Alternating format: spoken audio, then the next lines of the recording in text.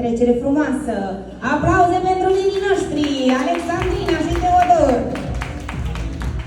Cei mai frumoși, dragii noștri, noi vă dorim o căsnicie trainică, să aveți la masă pâine și sare și copilași frumoși.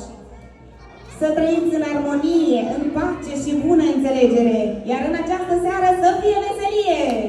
Aplauze pentru copiii noștri! Și întrucât am trecut de momentul de întâmpinare, eu zic să facem cinste și onoare pentru nași și nașa mare. O străbăț un lăutar să vină prosoapele nașilor mari. Și un piuin palata pentru nași!